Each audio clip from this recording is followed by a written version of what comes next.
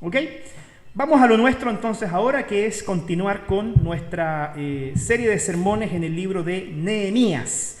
Y un pequeño recuento para aquellos que tal vez se están recién incorporando hoy día a esta serie de sermones. Estamos estudiando la historia, que es una magnífica historia, de Nehemías. Este libro fue escrito más o menos en 5 siglos antes de Cristo. 5 siglos antes de que Jesucristo se manifestara, ¿cierto?, en medio nuestro. Este libro había sido escrito, y particularmente después de un largo tiempo en que los muros de la ciudad de Jerusalén habían sido derribados por el imperio babilonio.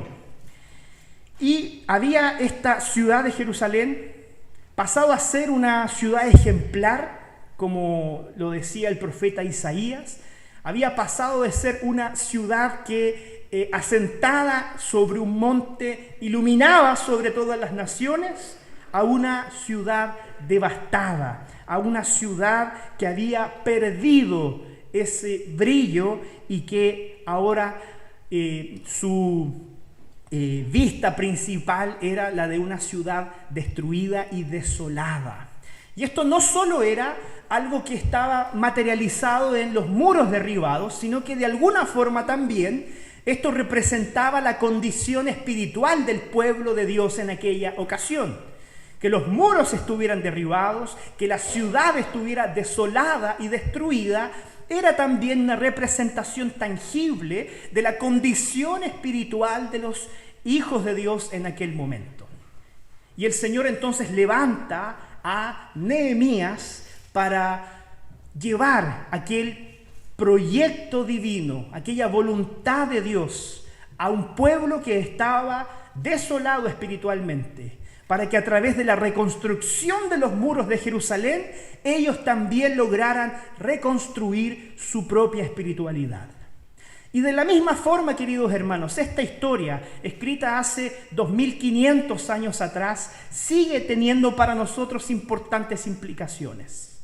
Porque así como en aquella época veíamos nosotros una ciudad destruida y desolada, no cabe duda alguna que hoy día también en el contexto en el que nosotros nos desenvolvemos, vemos también profundas crisis a nuestro alrededor.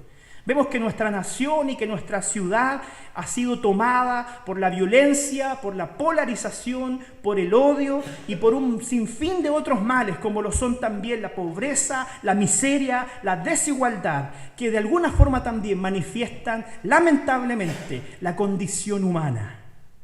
Y delante de tales problemáticas y delante de tal realidad devastadora, no es tampoco muy alentador ver cómo la iglesia y el pueblo de Dios ha hecho frente a estas necesidades de su entorno. Porque lo que vemos en la práctica es que no son pocas las iglesias que prefieren ensimismarse, encerrarse en sus propios templos para vivir una espiritualidad desconectada del resto, para vivir una espiritualidad egoísta, incluso muchas veces superficial.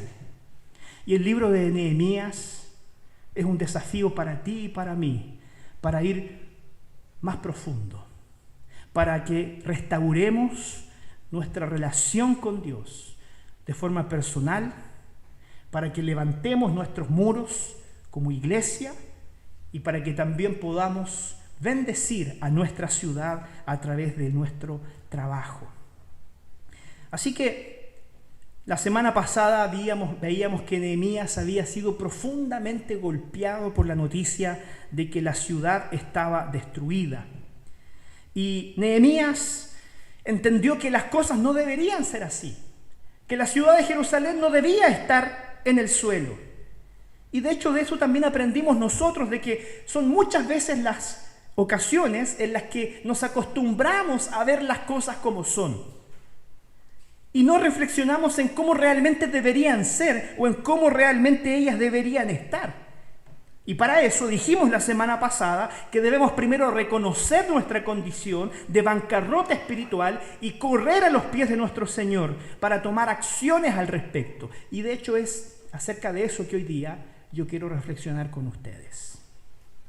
Porque para hacer una reingeniería de la vida espiritual de cada uno de nosotros, para hacer una reingeniería de la vida espiritual de la iglesia y de nuestra ciudad, debemos aprender dos importantes lecciones que Nehemías comparte contigo y conmigo en este capítulo 2, del cual nosotros vamos a leer hoy día. Son dos importantes lecciones: la oración y la planificación.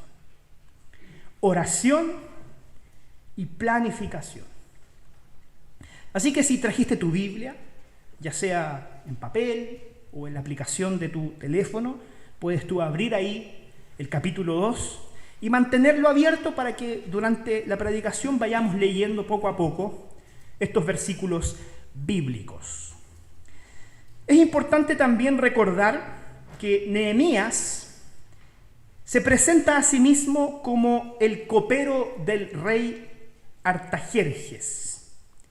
Esto significa que Nehemías era el encargado de probar el vino y la comida del rey antes de que él la probara. Y por supuesto que usted reconocerá conmigo que eso era un trabajo muy riesgoso, porque siendo usted rey de un gran imperio, no eran pocas las personas que intentarían asesinarle, envenenando su comida para quedarse con su posición. La historia está plagada de magnicidios, así se dice, ¿sí?, de muertes de reyes que a causa de la envidia de otras personas sucumbían y entregaban su posición para el siguiente.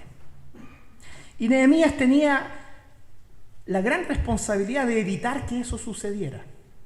Por lo tanto, usted concordará conmigo que Nehemías debía contar con absolutamente toda la confianza del rey. Porque si él era el encargado de probar la comida antes de que él la probara, o de beber el vino antes de que él lo bebiera, debía asegurarse que dicha persona no vaya a ser que en un acto de corrupción sea el que envenene mi comida, o sea, el que se coluda con otras personas para atentar contra mi vida. Por lo tanto, el rey le entregaba esta responsabilidad a una persona que tenía una serie de cualidades que lo destacaban por encima de los demás.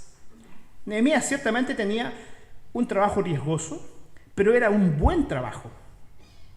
Por lo tanto, él, vamos a ver que ocupa esta posición de confianza para acercarse al rey. Y lo primero que nosotros vemos en el texto es lo que dice en relación con la oración.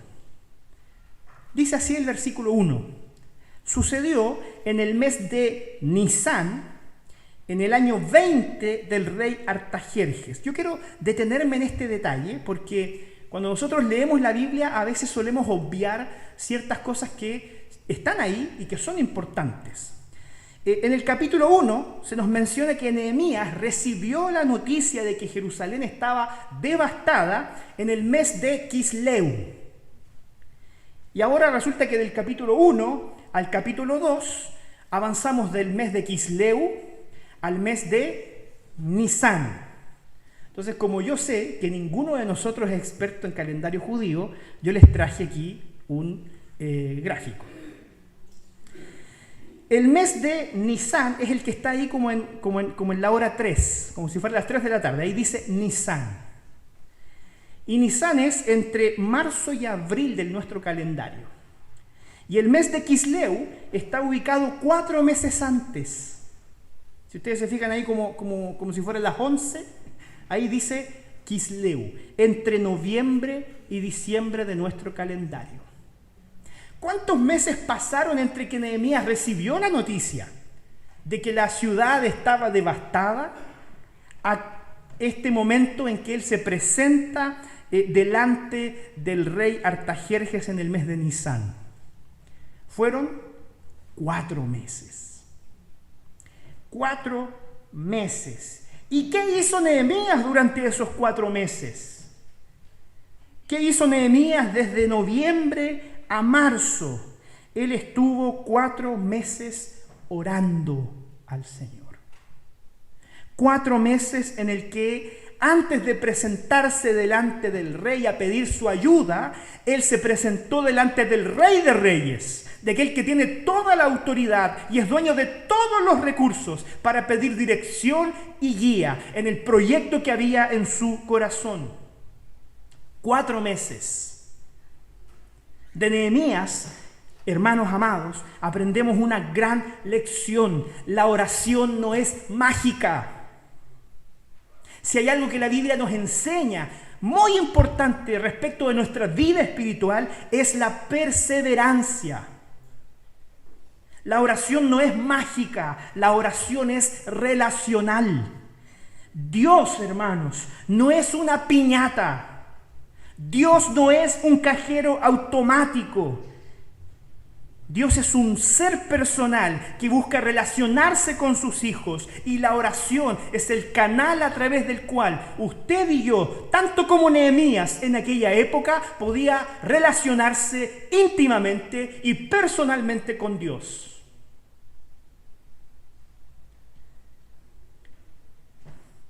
Seguramente usted alguna vez ha puesto algún proyecto en oración que ha demorado tal vez varias semanas y varios meses. O tal vez, hermanos, hasta el día de hoy nosotros nunca hemos considerado la importancia de presentar nuestros proyectos delante del Señor. Y tal vez nosotros hemos en el pasado tomado importantes decisiones en nuestra vida sin consultar ni pedir la dirección del Señor, lo cual es aún más grave. O tal vez lo hemos hecho superficialmente y no hemos invertido el tiempo necesario en la oración. Y cuando yo digo invertir tiempo necesario en la oración es en buscar al Señor, no como una piñata que me puede dar lo que yo quiero, sino como el Dios que está en los cielos, que gobierna todas las cosas y que guía mi vida. Y nos detenemos en la búsqueda del Señor porque nos parecen más importantes los consejos de otras personas. O porque tal vez nos parece más importante nuestra propia prudencia o nuestra propia opinión. Y omitimos este paso tan fundamental. Si tú quieres servir al Señor y estar en el centro de su voluntad, no lo lograrás si no te relacionas con Él de forma perseverante y persistente a través de la oración. No lo conseguirás. Por otro lado, yo también sé de muchas personas que han estado meses, años orando por algo. Y el Señor todavía no responde. Pero la Biblia, ¿qué nos dice? Sigue perseverando. No dejes de orar. No dejes de orar tal vez por aquella situación que añade pesar sobre tu corazón, que trae tristeza sobre tu alma, y que tú sabes que todavía no se ha resuelto. No tires la toalla. No dejes de orar. Para Nehemías fueron 4 meses. Tal vez para nosotros no van a ser muchos más. O tal vez para muchos de nosotros la respuesta no va a llegar antes de que tal vez sean años en el que estemos delante de la presencia del Señor. Porque el Señor nunca llega tarde. Él siempre obra en el momento oportuno y adecuado, conforme a su soberano plan en su infinita sabiduría. Nosotros no podemos enfrentar a Dios desde nuestra posición pensando que somos más inteligentes o sabios que Él.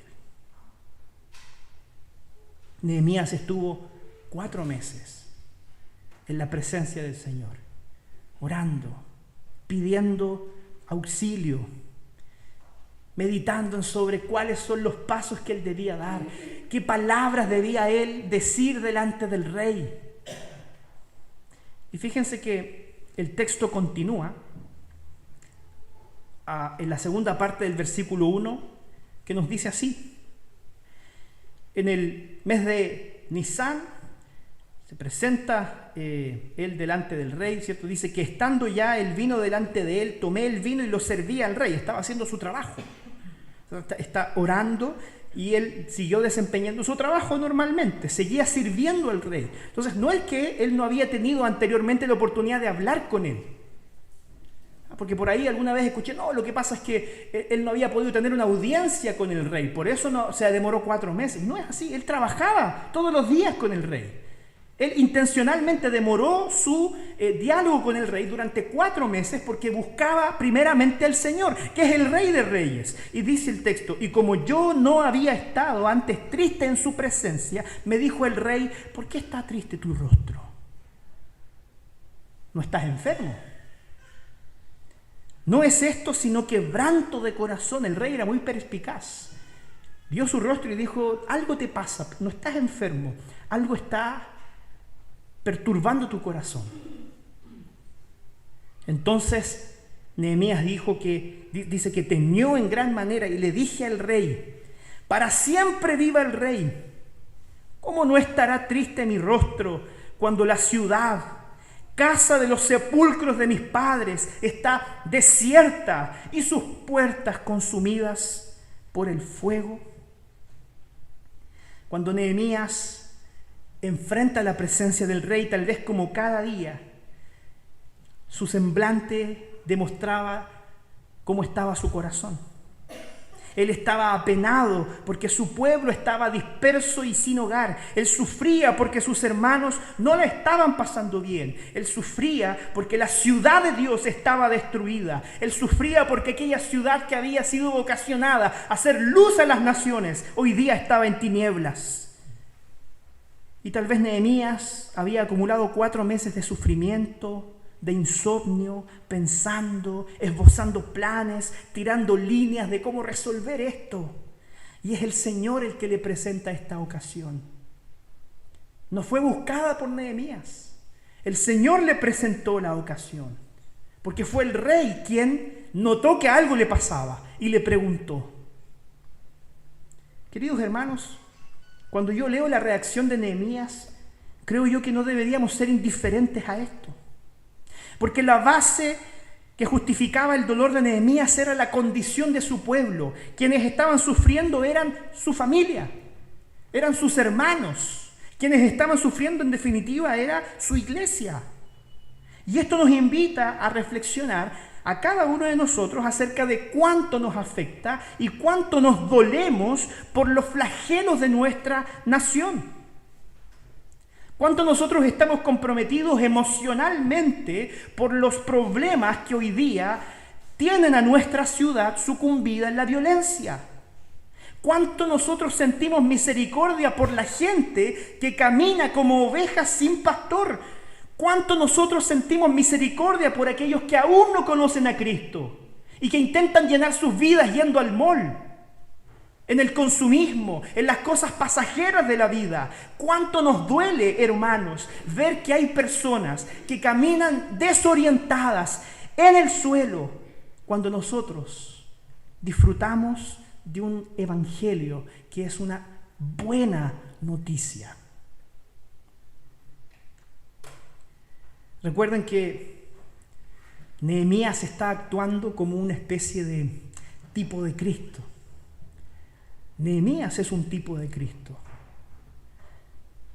Y tal vez usted recuerde aquella ocasión en la que Jesús caminaba por los pueblos, por las aldeas, y Jesús decía, yo siento pesar en mi corazón, porque veo a las multitudes y las veo como ovejas sin pastor.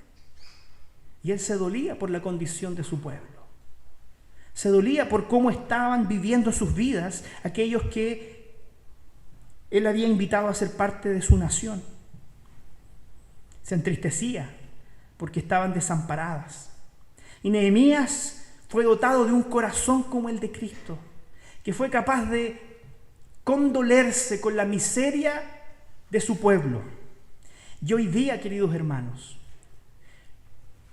¿cuánto somos capaces de sensibilizarnos delante de los problemas que afectan tal vez no directamente nuestra vida, pero sí la vida de aquellos que nos rodean?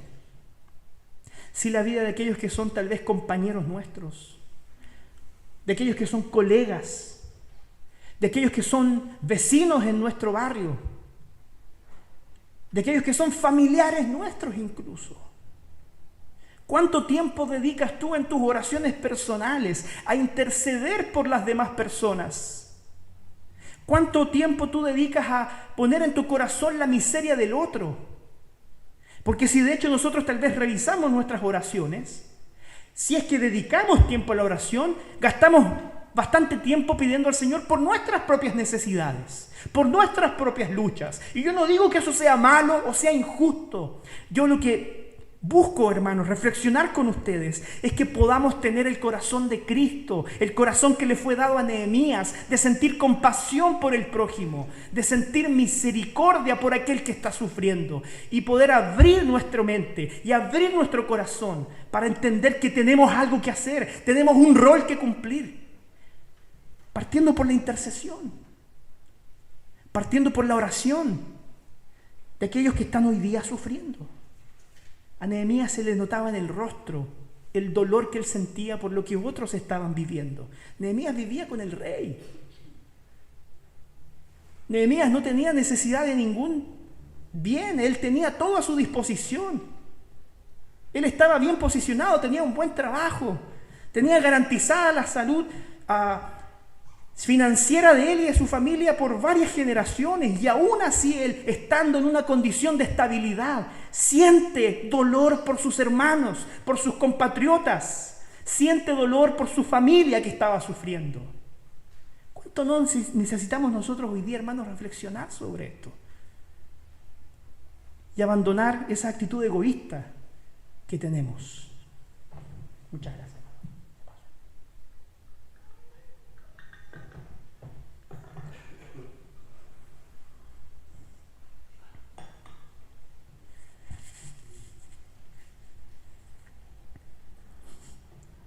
Porque tal vez los problemas no afectan directamente a nuestra vida. Pero como individuos, como iglesia, podemos percibir a nuestro alrededor cuánta miseria hay. Cuántas personas necesitan de ayuda, de esperanza, de consuelo, de aquello que el Señor tal vez nos ha dado abundantemente y que podemos compartirlo con los demás. Entonces, aquí hay un punto de inflexión en el texto bíblico, porque el rey le pregunta: Nehemías, ¿qué necesitas? ¿Cómo te puedo ayudar? ¿Cómo yo puedo ayudarte a aliviar el dolor que hoy día tiene tu corazón? Y mire lo que hace Nehemías, yo se lo quiero destacar. Si tiene su Biblia también, destáquelo ahí. ¿Qué hizo Nehemías antes de responder? Oró. Ahora yo no me imagino esto, yo no me imagino que Nehemías estaba delante del rey.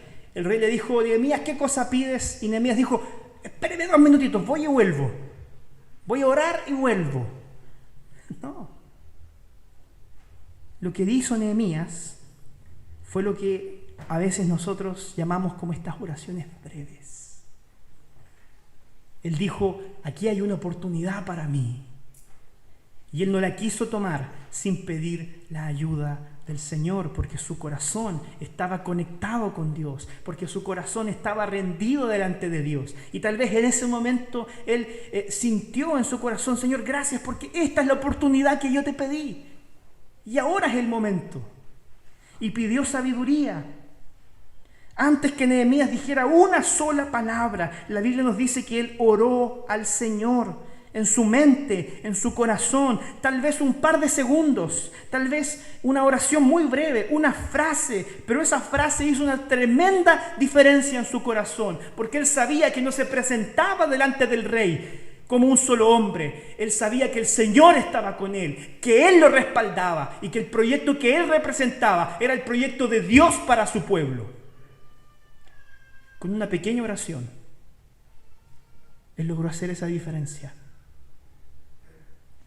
Y si consideramos el carácter de la oración, no es un pecado orar a Dios un par de segundos. Nehemías lo hizo seguramente para pedirle a Dios que pusiera en su boca las palabras correctas. Tal vez pidió para que el corazón del rey fuera conmovido y estuviera dispuesto. Las oraciones breves también pueden ser parte de nuestra vida, y de hecho lo son, y lo son de forma tan cotidiana que a veces nosotros minimizamos su valor, como por ejemplo aquella oración que hacemos antes de comer. ¿No le pasa de repente que alguna persona empieza a alargarse en la oración antes de comer? Y sus papilas gustativas ahí empiezan a hacer su trabajo. A veces las oraciones breves son muy necesarias y significativas. O tal vez aquella oración que usted hace antes de que sus hijos se bajen del auto para entrar al colegio. Y usted pide tal vez en su corazón: Señor, cuida de mis hijos. En medio de una reunión importante, o antes de enfrentar una entrevista de trabajo, o antes de enfrentar algún examen en el liceo o en la universidad, decimos: Señor, no estudié nada, pero ayúdame, ¿no? Eso no va a funcionar por si acaso, ¿sí? No, estudié mucho, ayúdame. Y minimizamos el valor de esta relación, porque finalmente lo que hace Isaías, como yo digo, la oración no es mágica, él manifiesta su corazón de forma humilde. Su corazón estaba rendido delante del Señor y él sabía que el Señor estaba a su lado cada segundo y que él podía orar durante 5 segundos, 10 segundos, y sabía que el Señor le iba a oír porque él tenía conciencia de su relación con Dios. Y eso es lo que el Señor anhela para cada uno de nosotros, que tú tengas conciencia diaria de tu relación con Dios, que tienes acceso directo a Dios a través de Cristo Jesús. No hay oraciones breves que no sean oídas. Así como también no hay oraciones de 4 meses que el Señor deje sin atender. Porque no se trata de la duración. Se trata de que tengas una relación personal con Dios a través de Cristo Jesús. Estuvo orando, oró, incluso antes de presentarse delante del rey. Y aquí viene la respuesta. Y la respuesta tiene que ver con este segundo elemento, que es la planificación. Nehemías no se quedó solo en la oración. Él no estuvo solamente orando pasivamente durante 4 meses. Él, a la vez que oraba, en su mente él buscaba soluciones. Entonces le dijo al rey, y esto no es un detalle menor, a la reina que estaba sentada junto a él: ¿cuánto durará tu viaje? ¿Y cuándo volverás? No se nos da la respuesta, pero dice que al rey le agradó enviarme después de que yo le señalé el tiempo. ¿Sabe cuánto tiempo estuvo Nehemías lejos de su trabajo? Si nosotros sacamos las cuentas ahí de cuál fue el año en que él se fue y cuál fue el año en que él terminó de hacer toda la obra, que está en el capítulo 15, versículo 14, fueron por lo menos 12 años. ¿Cómo se vería usted con un permiso con goce de sueldo por 12 años?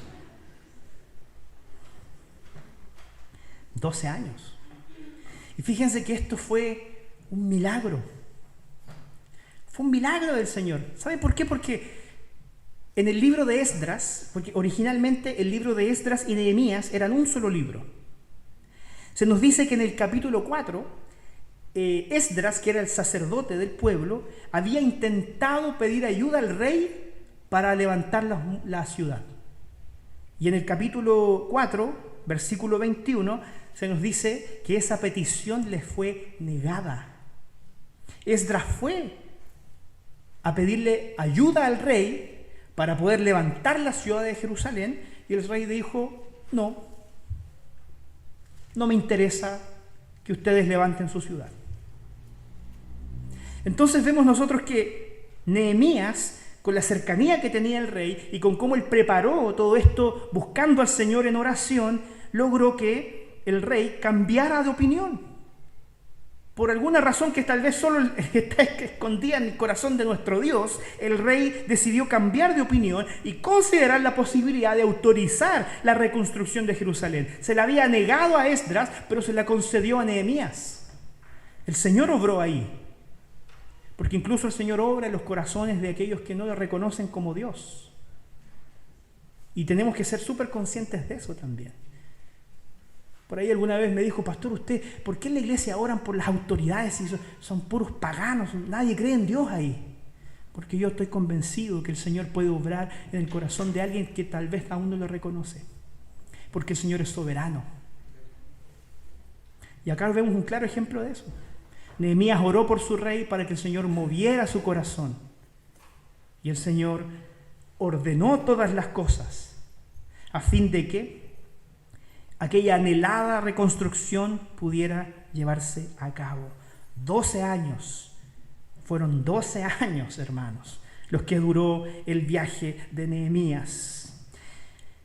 12 años que no fueron improvisados, porque durante el tiempo que él estuvo orando, es muy probable que Nehemías haya estado pensando de forma muy seria en cómo él haría para reconstruir los muros de Jerusalén.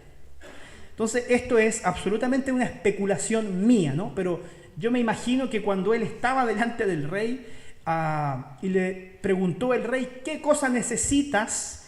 Ahí Nehemías andaba con su computador portátil, ¿cierto? Abrió su computador, conectó una presentación de PowerPoint y empezó a decirle al rey, mire rey, yo voy a ir tanto tiempo, voy a necesitar que usted me dé tales cosas y voy a hacer la reconstrucción partiendo por este lugar, y le mostró todo el plan que él había diseñado durante esos meses que él también estuvo orando. Porque él llegó con la propuesta lista. Porque Nehemías sabía con claridad cuánto tiempo le iba a demorar hacer lo que había planificado hacer. ¿Y qué fue lo que él pidió? Fíjense, versículo 7. Además le dije al rey, si le place al rey, que se me den cartas para los gobernadores al otro lado del río, para que me franqueen el paso hasta que llegue a Judá. Eran caminos peligrosos. Eran tiempos difíciles, de mucha violencia. Y por eso le pide cartas diplomáticas. Y también, deme una carta para Asaf. ¿Quién era Asaf? El guardabosques de la reserva personal del rey.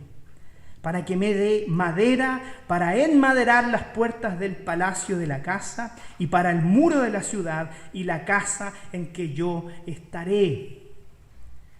Nehemías pide carta diplomática y Nehemías pide recursos para la reconstrucción. ¿Qué duda cabe y qué mejor ejemplo que aquella frase de sabiduría popular que dice, en pedir no hay engaño? Porque le pidió al rey que le facilitara madera de su reserva personal. Nehemías de alguna manera estaba metiéndose en el bolsillo del rey pidiéndole su colaboración. Quiero madera de su reserva personal. ¿Para qué? Para reconstruir las puertas del palacio, de la casa, para el muro de la ciudad, pero también para la casa donde yo me voy a quedar. Entonces, vemos nosotros que Nehemías presenta un plan y le dice, esto es lo que va a costar. Y necesito que usted sea nuestro mecenas, que usted nos financie el viaje y financie la reconstrucción. Y adivine lo que pasó. El rey le concedió todas sus solicitudes. Todas, cada una de ellas. Y me lo concedió el rey, dice el texto, según la benéfica mano de mi Dios sobre mí. Y aquí hay algo que me encanta de Nehemías. ¿A quién responsabilizó Nehemías del éxito en su solicitud?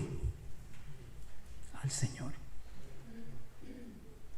Él sabía que el corazón del rey había sido movido a misericordia por la acción soberana de Dios. Porque él sabía que durante 4 meses había estado clamando a Dios, Señor, concédeme el presentarme delante del rey, presentarle este plan y que se me autoricen los recursos para la reconstrucción. Y cuando eso sucede, él dice, Señor, todo esto, todo lo que ha acontecido es obra de tu mano.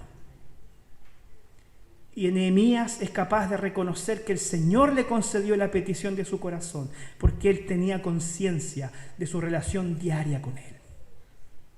Cualquier persona le hubiese dado gracias al rey. Querido rey, gracias por su enorme benevolencia. Usted ha bendecido al pueblo judío con su generosidad. Probablemente Nehemías se lo dijo, pero en el fondo él sabía, querido rey, usted ha sido un instrumento en las manos de mi Dios. que ha querido bendecir a su pueblo.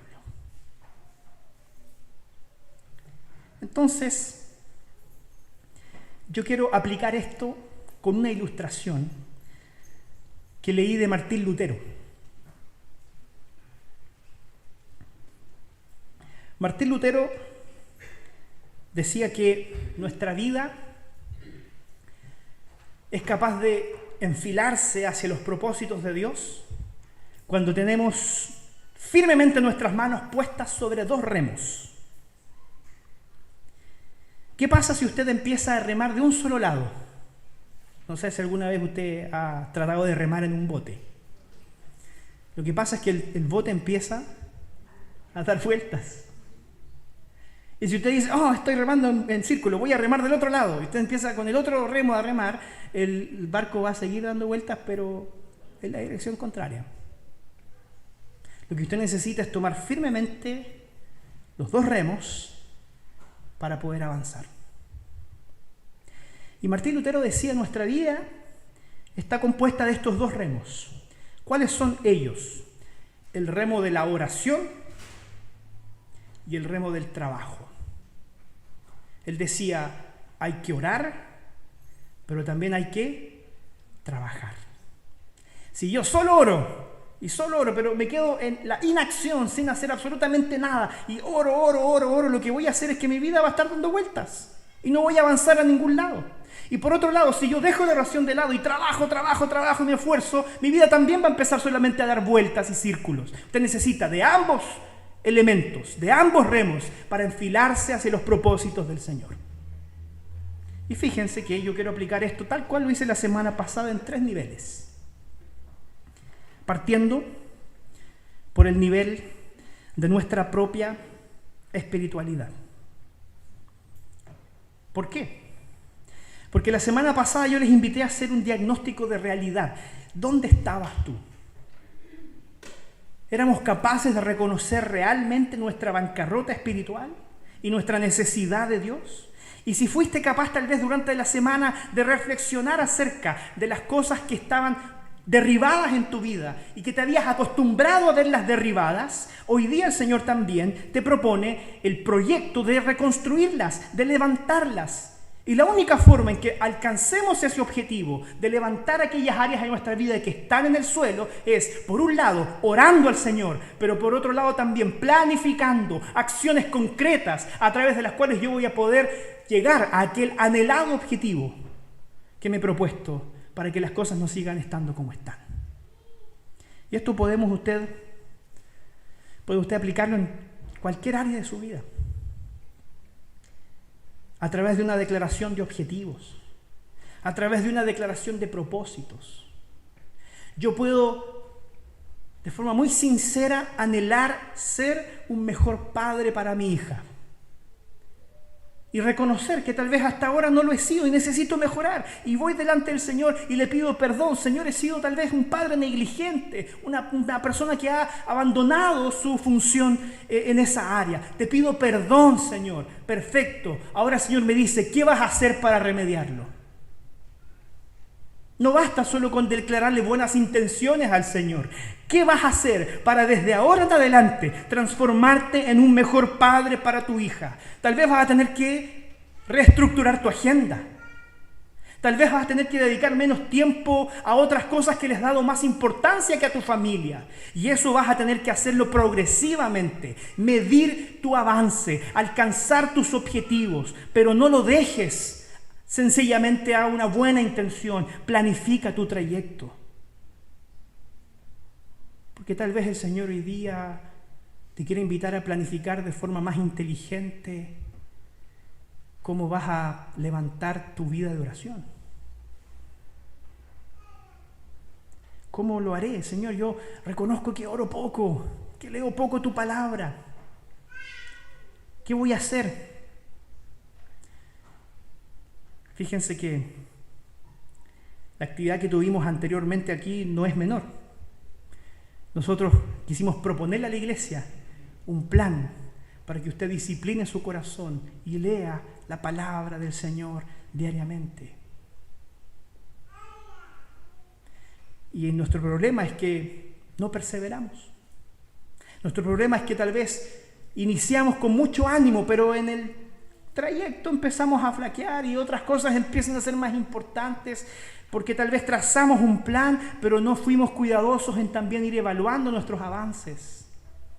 Hoy día mi invitación, querido hermano, para ti a través de este texto es cómo tú vas a planificar aquellas áreas de tu vida que necesitas mejorar, que hoy día tal vez están en el suelo y que necesitas tú poner delante del Señor. ¿Qué acciones concretas le vas a proponer al Señor para que en oración Él te bendiga, te ayude y te dé respaldo en aquellas cosas que tú quieres hacer? Y te doy un consejo personal. Esto no lo desprendo del texto, pero incluso a veces es muy bueno compartir esos desafíos con otra persona y decirle, ¿sabes qué? Voy a necesitar que tú cada cierto tiempo me preguntes cómo vas. Voy a necesitar que tú te acerques y me digas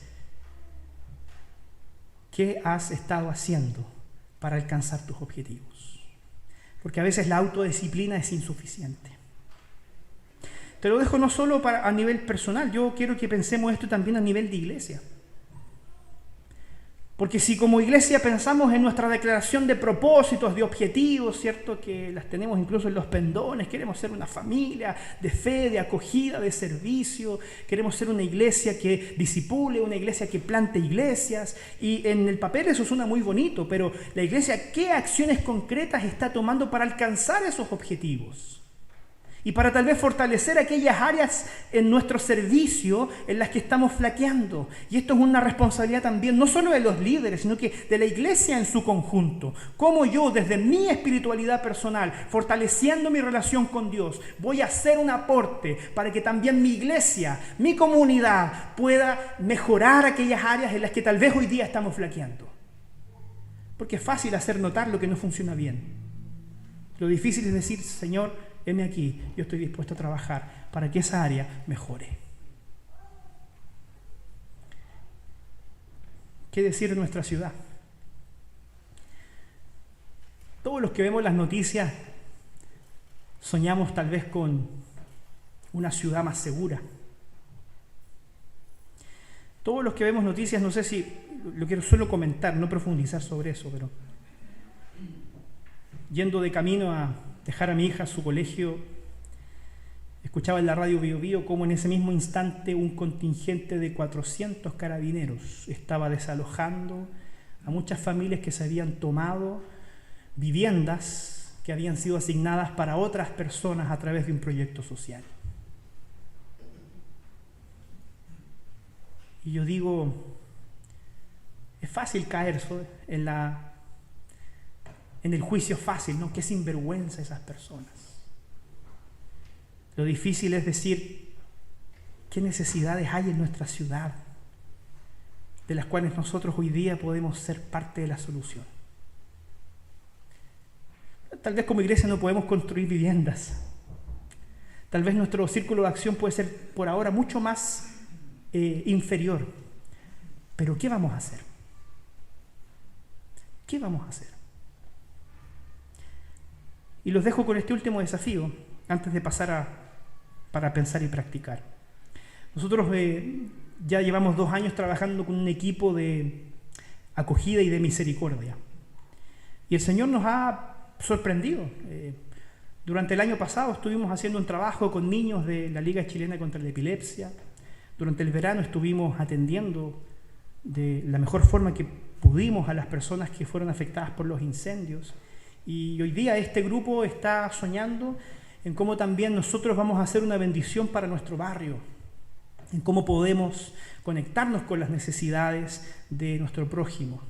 Y ya para el mes de junio este grupo de misericordia va a proponerle a la iglesia el que podamos atender la necesidad de vestido de personas que están en situación de calle, o de personas que están en una situación muy desfavorable respecto de lo económico, sobre todo hoy día en donde lo básico está muy costoso.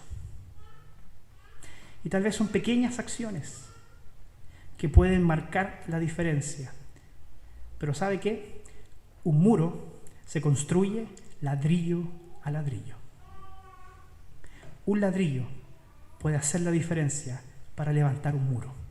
¿Qué ladrillo vamos a poner nosotros? Te dejo estas tres cosas. Voy a partir de arriba para abajo, parece. Los voy a poner los tres mejor ahí para que no nos distraigamos. Primero, hermanos, Dios puede construir una ciudad con usted. Si sus muros están derribados, ore al Señor. Pero también piense, planifique en cómo los reconstruirá. No se quede en las simples declaraciones de propósito.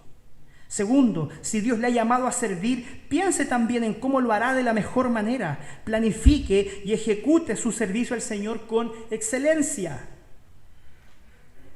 Y esto tal vez, no sé si el pastor es el más autorizado para decirlo, ¿no? Porque el pastor trabaja en la iglesia, pero muchas veces nos comprometemos a trabajar y servir y dedicamos el tiempo que nos sobra. Tercero, para que su vida avance, use sus dos remos. Tómelos firmemente, ore al Señor, pero también trabaje. De lo contrario, su vida solo seguirá dando vueltas en círculo. Si queremos avanzar, oramos y trabajamos. Que el Señor te bendiga. Vamos a orar, le invito a que incline su rostro.